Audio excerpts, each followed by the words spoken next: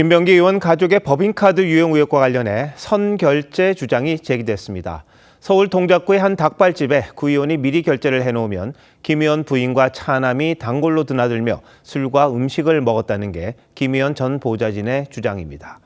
경찰은 이와 관련한 유용 혐의를 수사하고 있는데 아직 압수수색도 하지 않았습니다. 이나영 기자입니다.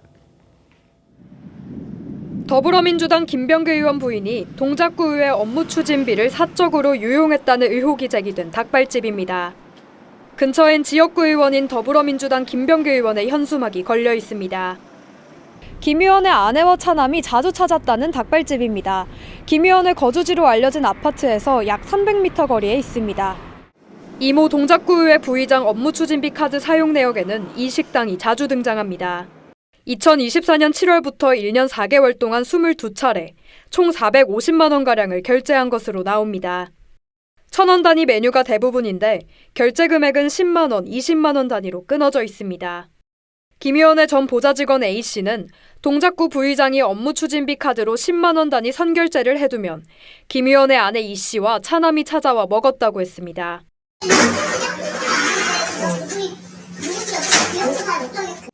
김 의원 측은 업무 추진비 사적 유용은 사실 무근이라고 했습니다. 경찰은 김 의원 부인의 업무 추진비 유용 사건을 2024년 내사 종결했고 지난 5일 시민단체가 또다시 고발했지만 아직 압수수색을 하지 않았습니다. TV조선 이나영입니다. 정치 연안에 한 발 더 들어가 궁금증을 풀어드리는 정치 더 시간입니다. 조선일보 배성규 정치 에디터 나오셨습니다. 안녕하십니까? 안녕하세요. 자, 오늘 주제 이야기해 주시죠. 네, 명심도 김병기 버렸나입니다. 네, 자 김병기 의원이 당이 제명 결정을 했는데도 지금 버티는 그런 형국이죠. 네, 끝까지 이러는 이유가 있습니까? 네, 김 의원은 지금 잔인하다, 시간을 좀 달라 이렇게 얘기하고 있습니다. 열흘여 전만 해도 여당의 원나의 사령탑이었고요. 이 대통령의 총선 대선 공신이기도 합니다.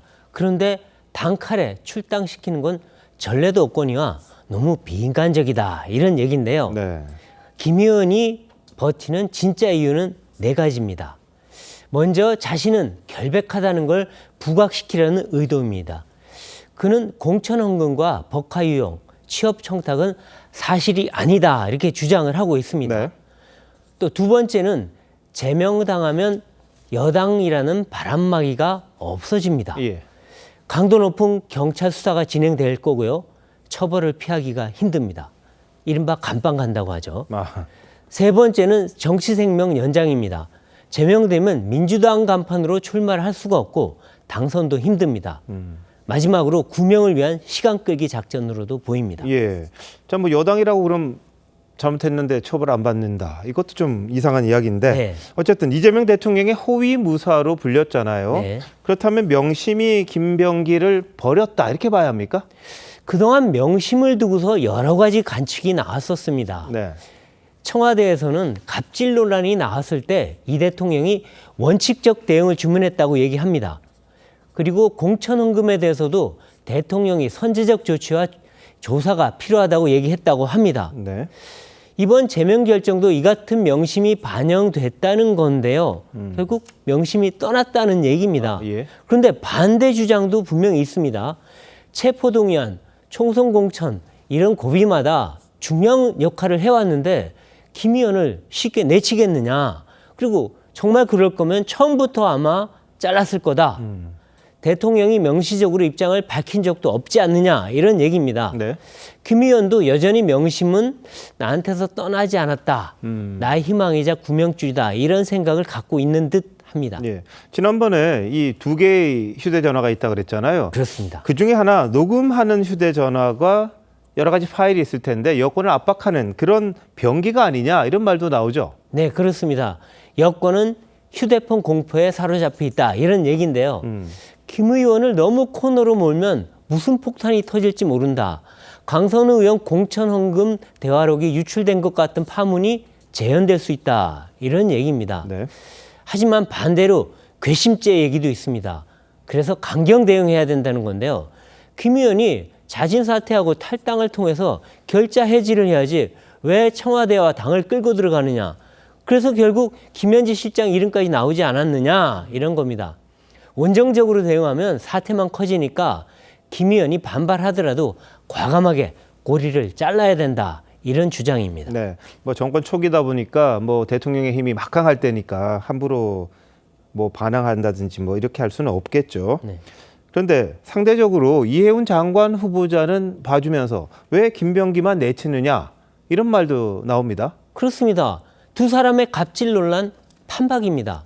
하지만 이해운은 공직자의 자격, 즉 도덕성 문제고 김병기는 불법의 문제다. 그래서 본질적 차이가 있다는 게 여권의 설명인데요. 청와대는 인사청문회까지 가겠다는 뜻을 명확히 했습니다. 그런데 두 사람의 진짜 차이는 정치적 효용성의 문제입니다. 김병기는 여권에 부담만 줍니다. 반면 이해운은 국민통합형 인사라는 명분이 있습니다. 또 앞으로 제2, 제3의 보수 인사를 영입할 때도 필요하다고 여기고 있습니다. 야당이 이 후보자의 갑질과 부도덕성을 비판할수록 청와대의 검증 책임만 늘어나는 게 아니라고 보고 있습니다. 즉 친정인 국민의힘의 부도덕성도 부각될 거라고 여기고 있는 겁니다. 즉 누워서 침 뱉기가 된다는 거죠. 그래서 이해운 카드는 마지막까지 지고 갈 필요가 있다고 청와대는 판단한 것 같습니다. 네. 자, 근데 김 의원이 버티면 징계가 미루어지거나 혹시 뭐 흐지부지해지는 그런 것도 가능합니까? 그렇습니다.